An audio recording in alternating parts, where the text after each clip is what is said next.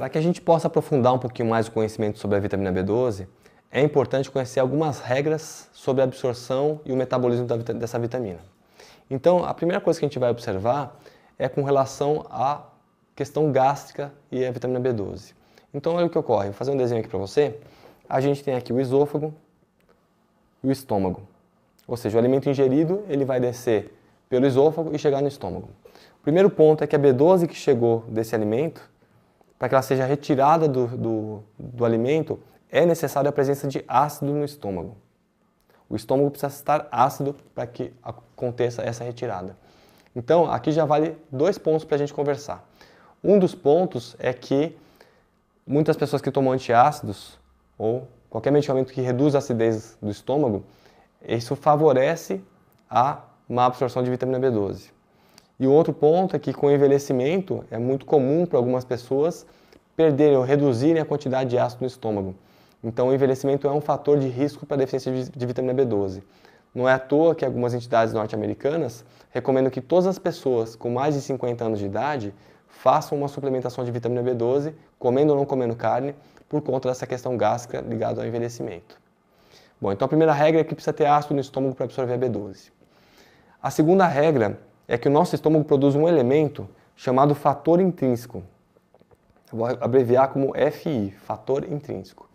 O fator intrínseco ele é muito importante para a absorção porque ele vai se ligar, ele vai dar as mãos para a vitamina B12 para que ela possa ser absorvida posteriormente. Então, depois que sai do estômago a B12 e o fator intrínseco, os dois vão se unir num complexo B12 somado com o fator intrínseco. Isso é muito importante. Sem o fator intrínseco, a gente não consegue absorver a B12 de forma adequada. Se você não tiver fator intrínseco, você vai absorver apenas 1% da B12 que você ingere. E o que a gente chama atenção com relação a isso é que algumas pessoas têm uma doença autoimune, ou seja, uma doença onde o próprio corpo destrói células do próprio corpo, e ela pode destruir as células do estômago que produzem esse fator intrínseco.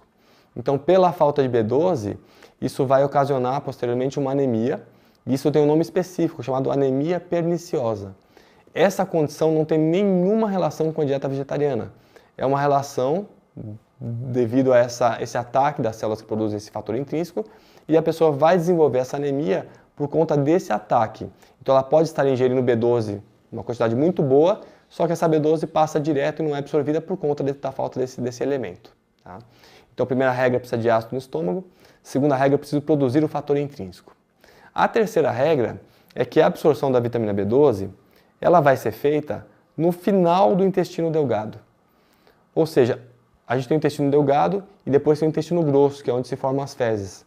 Então, na última porção do intestino delgado, é nesse local que vai ser absorvido a vitamina B12. E a gente frisa isso porque algumas pessoas que fizeram algumas cirurgias, que têm essa parte do intestino retirada, elas podem cursar com deficiência de B12 porque houve uma modificação do local de absorção. Existe um outro ponto interessante, que é o fato da gente ter uma reciclagem de vitamina B12 todos os dias. Embaixo do fígado a gente tem a vesícula biliar e ela lança a vitamina B12 no intestino. O intestino puxa de volta para o sangue, ou seja, tem uma reciclagem, é um ciclo do intestino para o fígado, ou seja, um ciclo êntero, que é intestino, hepático para o fígado. Então, ciclo êntero-hepático de B12, um ciclo de reciclagem. Isso a gente vai conversar depois, porque isso tem uma relação muito importante com a deficiência de B12. Mas um outro fato que é muito importante colocar é que as bactérias nós já vimos que elas produzem vitamina B12.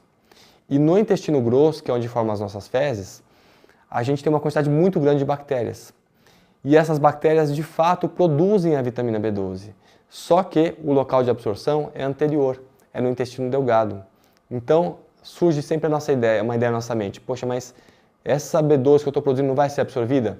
Não, a quantidade de absorção que nós temos é mínima, né? Não é significativa, não é suficiente para aumentar em nada o nosso nível sanguíneo dessa vitamina. E estudos feitos com indivíduos que seguem uma dieta crua mostram que mesmo com essa flora mais abundante não há absorção suficiente e mesmo oferecendo para esses indivíduos pré e probióticos, que são as próprias bactérias benéficas e o alimento para essas bactérias para se proliferarem, não ocorreu aumento nos níveis sanguíneos da vitamina B12. Então, tudo indica que essa flora intestinal não é capaz de otimizar tanto a ponto de otimizar o nosso nível corporal de vitamina B12. E nesse contexto também surge uma ideia. Se eu produzo vitamina B12 no intestino grosso, e o local de absorção é no intestino delgado, que é o local prévio, será que não volta um pouquinho do conteúdo fecal ali para o intestino delgado para poder fazer essa absorção? E a resposta é não. A gente tem entre o intestino delgado e o intestino grosso uma válvula, chamada válvula iliocecal. Essa válvula não permite que o conteúdo do intestino grosso volte para o intestino delgado. Algumas pessoas têm essa válvula incompetente, ou seja, essa válvula está mais afrouxada.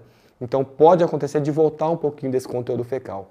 Só que quando acontece isso, a pessoa tem um quadro de proliferação bacteriana nesse local que causa uma irritação, uma inflamação, e isso piora ainda mais a absorção de vitamina B12. Então a gente não consegue achar uma via específica para poder fazer esse trânsito retrógrado, voltando do intestino grosso para o intestino delgado. E quando a gente fala de vitamina B12, é muito importante a gente falar com relação ao estoque dela. Na literatura, a gente vai encontrar que o estoque de vitamina B12 pode durar no fígado por 3 a 5 anos. Isso é uma raridade. São poucas as pessoas que realmente têm um estoque de B12 muito boa. A gente vai encontrar, como eu vou demonstrar para vocês daqui a pouco, no outro vídeo, pessoas com uma ingestão alta de vitamina B12 e com deficiência, ou seja, não tem estoque nenhum há muito tempo. Então eu sugiro não considerar o estoque de vitamina B12 como um fator de segurança para você iniciar a suplementação. Porque algumas pessoas têm a ideia de que se elas se tornarem vegetarianas, após 3 a 5 anos apenas elas vão se preocupar com a vitamina B12. E isso é um erro muito comum de ser feito. Então a preocupação com a vitamina B12 é para quem come carne e para quem não come carne. Então, muita atenção à vitamina B12. Então, apenas lembrando esses aspectos. Vitamina B12, preciso de ácido no estômago para ser absorvido. A gente precisa ligar a vitamina B12 ao fator intrínseco que o estômago produz. A absorção é no final do intestino delgado. A gente produz vitamina B12 no intestino grosso, mas não tem como trazer esse conteúdo para o intestino delgado de volta. Então, tem produção, porém não é aproveitada. E a gente tem um estoque de B12 teórico que na prática não vale a pena confiar.